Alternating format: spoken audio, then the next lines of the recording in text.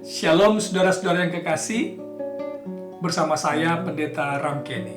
Dalam video ini kita akan melihat hukum Allah dalam kitab Kejadian. Ini sangat penting oleh sebab ada banyak orang Kristen berpikir bahwa 10 hukum Allah ini nanti berlaku atau nanti dimulai di Bukit Sinai ketika Musa menerima 10 hukum ini di Bukit Sinai yang dicatat dalam Keluaran pasal 20. Sesungguhnya kisah-kisah di dalam kitab Kejadian mencatat bahwa hukum Allah atau 10 hukum Allah ini sudah ada dan dipercayai dan dijalankan dan merupakan peraturan yang diikuti oleh orang-orang yang hidup jauh sebelum Musa lahir. Sebelum kita mempelajari kisah-kisah dalam kitab Kejadian ini, alangkah baiknya kita mereview kembali 10 hukum Allah ini. Hukum yang pertama adalah hukum yang menyatakan jangan ada padamu Allah lain di hadapanku. Hanya ada satu saja Allah. Kemudian hukum yang kedua adalah jangan membuat bagimu patung yang menyerupai apapun kemudian menyembahnya. Hukum yang ketiga adalah jangan menyebut nama Tuhan Allahmu dengan sia-sia. Hukum keempat, ingatlah dan kuduskanlah hari Sabat. Hukum yang kelima, hormatilah orang tuamu. Hukum yang keenam, jangan membunuh. Kemudian jangan berzinah. Kemudian jangan mencuri. Kemudian jangan bersaksi dusta. Dan jangan mengingini kepunyaan sesamamu manusia. Nah, saudara yang kekasih, kita akan mulai dengan hukum yang pertama, yaitu jangan ada padamu Allah lain di hadapanku.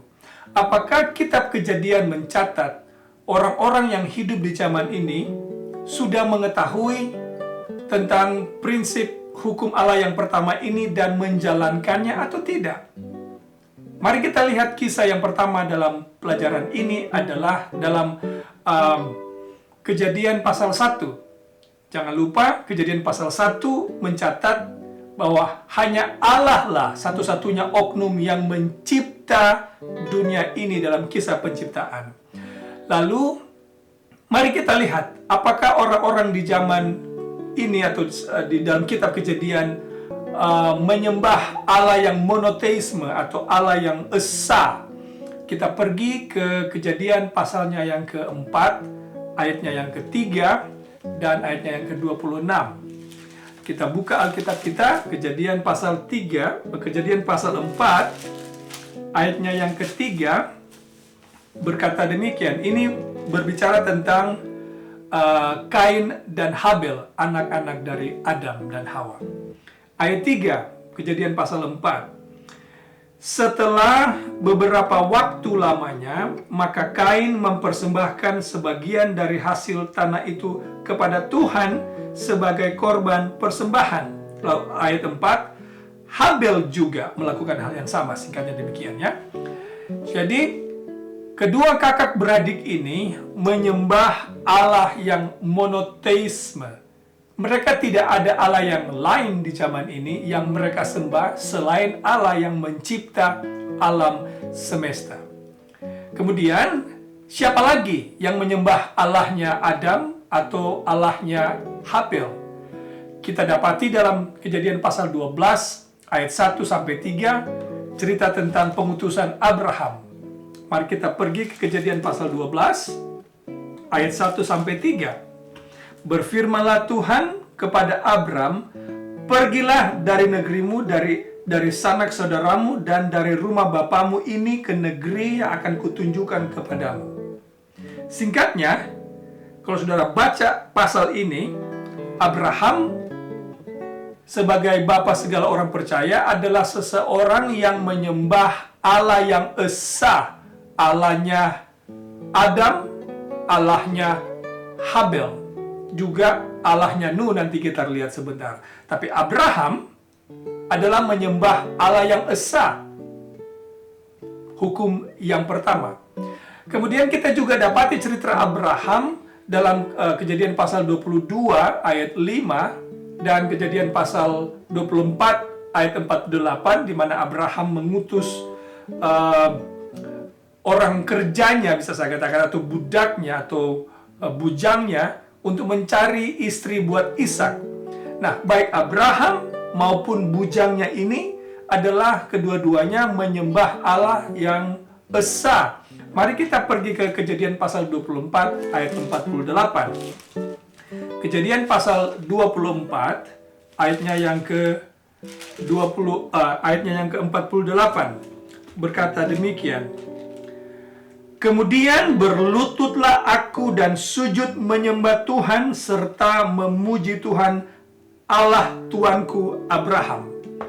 Jadi saudara yang kekasih, cerita ini menunjukkan orang-orang yang saya sebutkan tadi mengerti prinsip hukum yang pertama, bahwa mereka harus menyembah hanya kepada Allah yang esa, Allah yang menciptakan langit dan bumi yang dicatat dalam Kejadian pasal 1. Itu hukum yang pertama.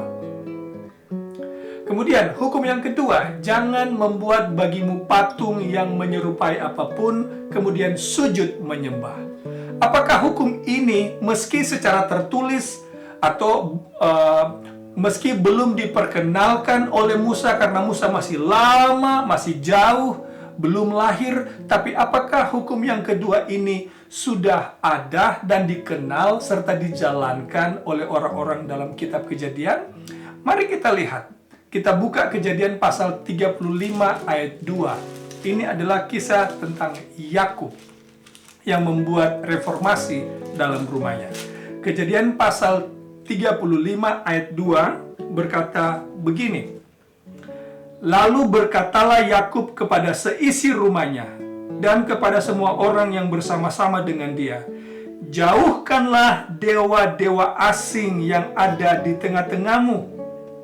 Tahirkanlah dirimu dan tukarlah pakaianmu.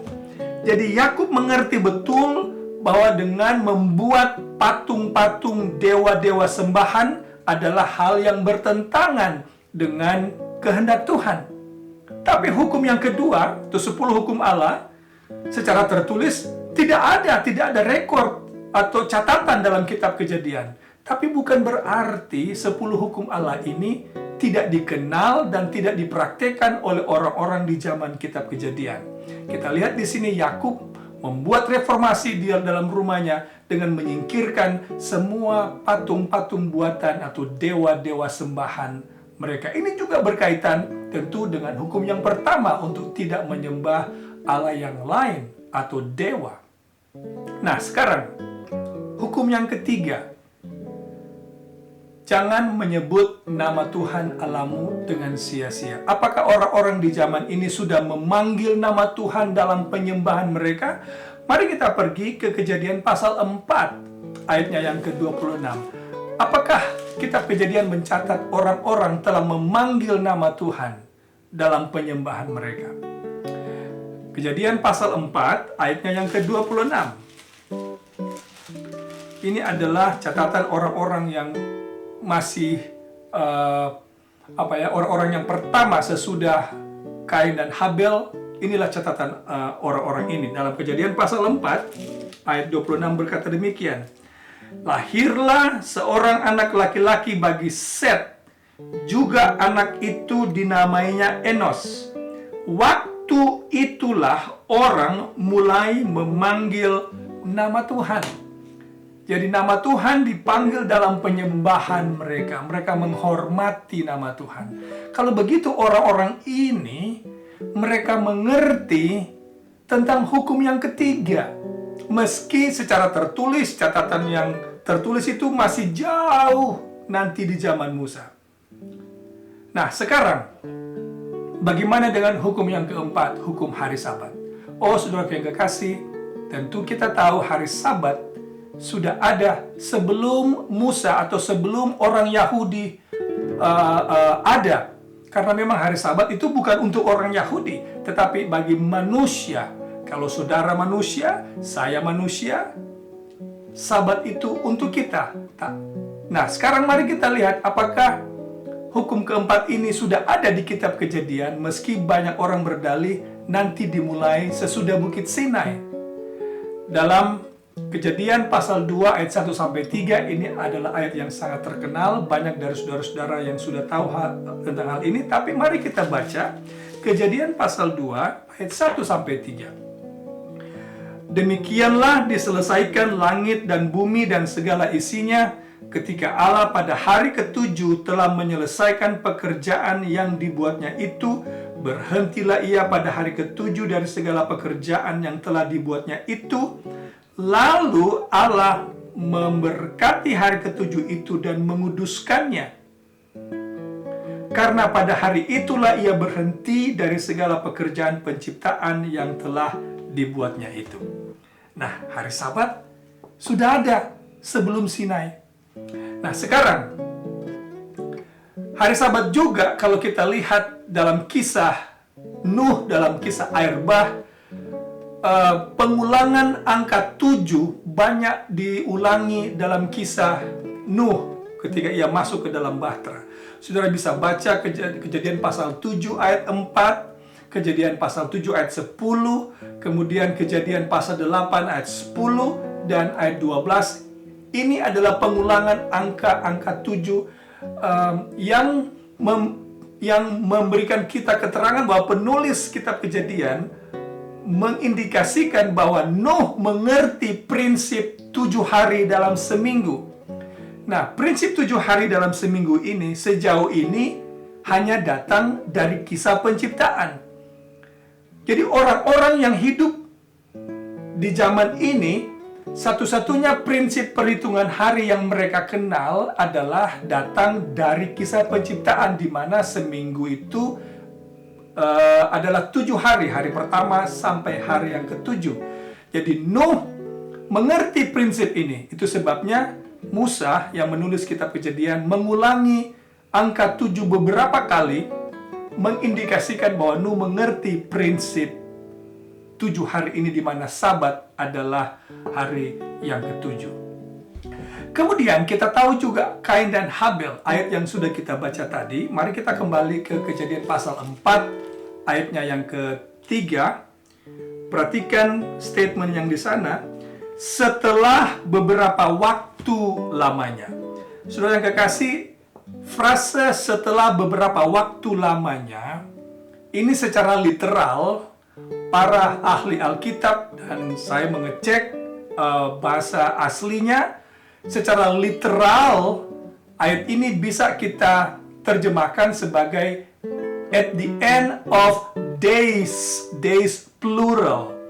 Jadi kalau at the end of days, ini merujuk kepada akhir dari hari-hari. Nah, sekali lagi, perhitungan hari yang mereka kenal di zaman ini satu-satunya hanyalah datang dari kisah penciptaan. Jadi, sangatlah mungkin atau kemungkinan besar Habel, berdasarkan phrase ini, mereka mempersembahkan kurban ini pada akhir dari hari-hari. Nah, kalau akhir dari hari-hari, end of days, ini adalah hari merujuk kepada akhir dari siklus perhitungan hari yang mereka kenal, yaitu siklus mingguan, yang hari ketujuhnya adalah hari Sabat.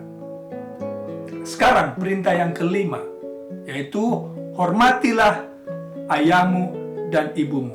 Apakah ada kisah di Kejadian yang menerangkan hal ini? Oh, ada, saudara.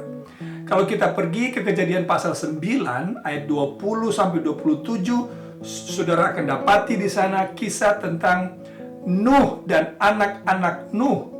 Mari kita pergi ke Kejadian pasal 9. Kita tidak akan baca ayat-ayat semuanya, tapi mari kita fokus saja ke ayatnya yang ke 25. Ini setelah anak Nuh melakukan hal yang tidak senonoh atau hal yang tidak sopan kepada Nuh. Apa kata Nuh kepada anaknya ini?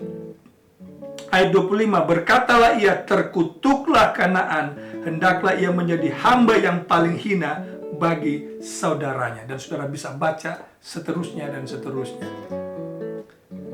Apalagi, cerita yang mana lagi dalam kitab Kejadian yang menunjukkan anak yang tidak hormat kepada orang tua. Kita dapatkan cerita tentang anak-anak Lot. Saudara masih ingat cerita tentang anak-anak Lot yang memutuskan untuk tidur dengan ayah mereka, yaitu Lot. Jadi terjadilah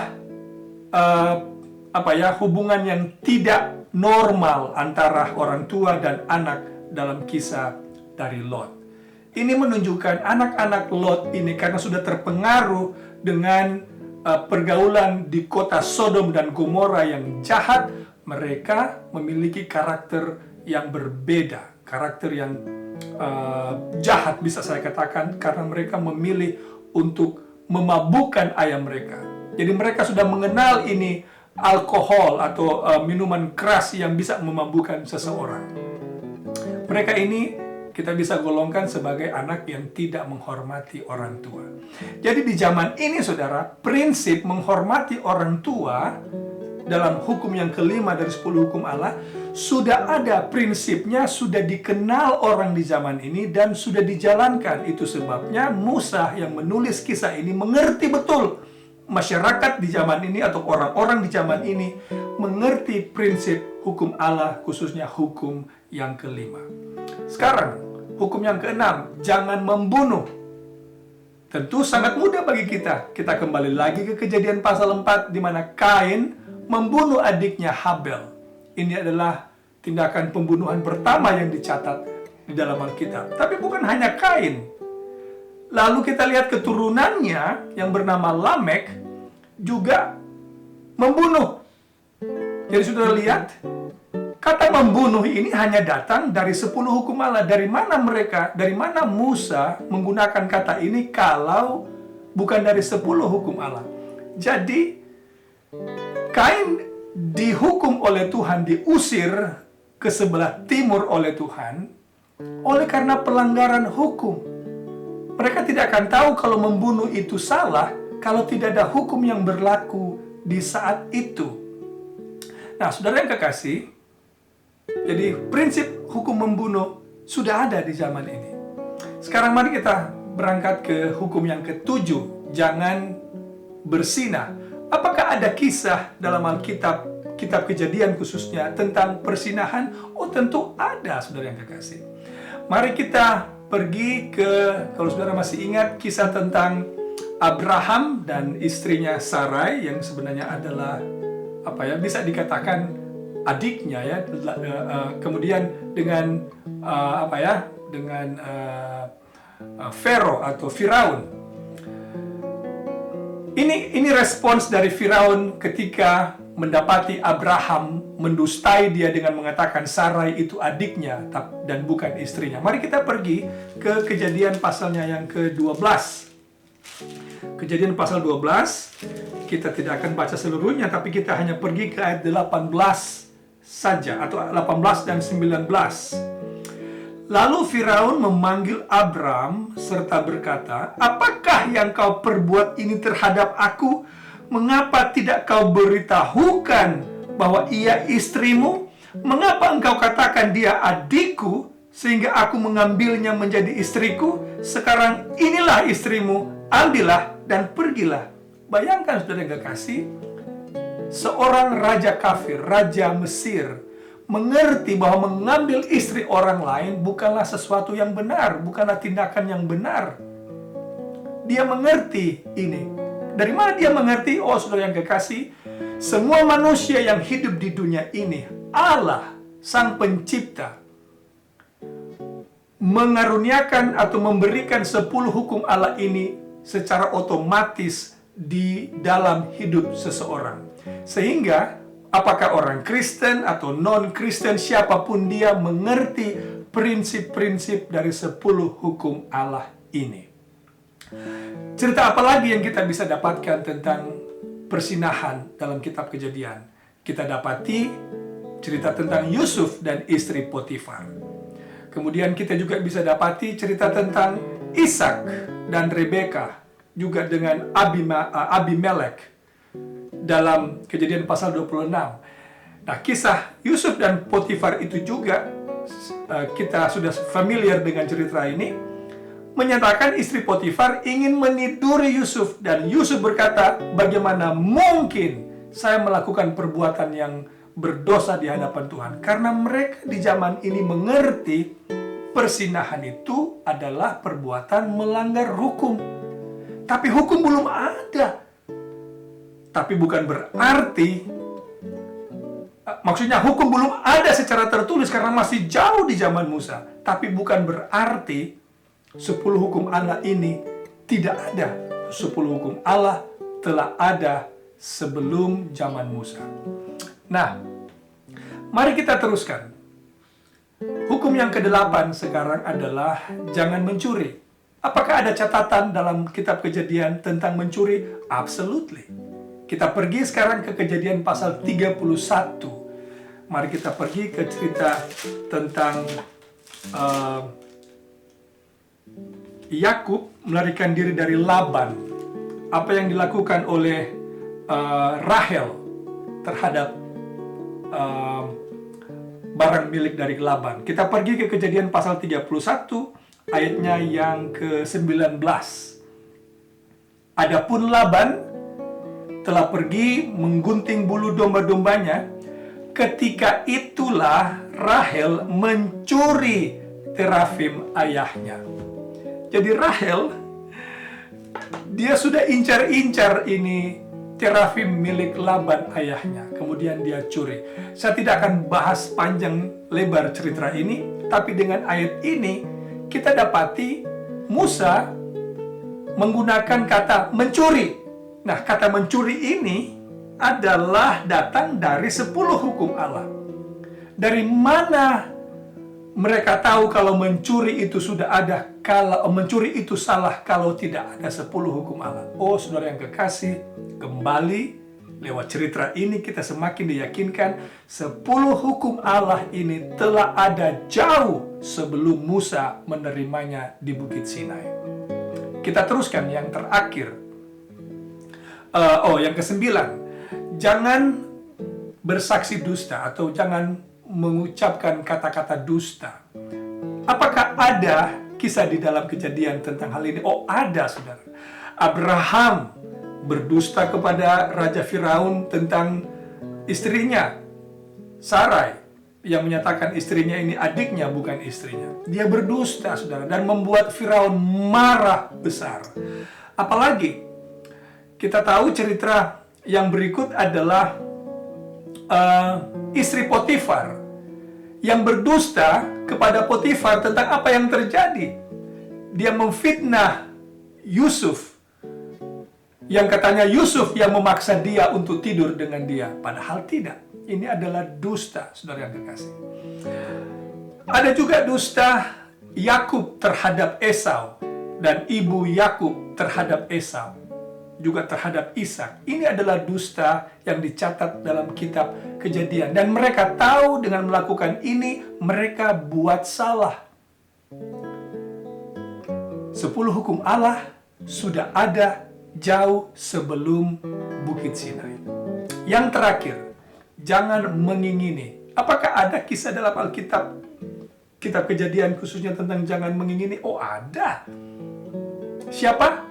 Istri Potifar mengingini Yusuf.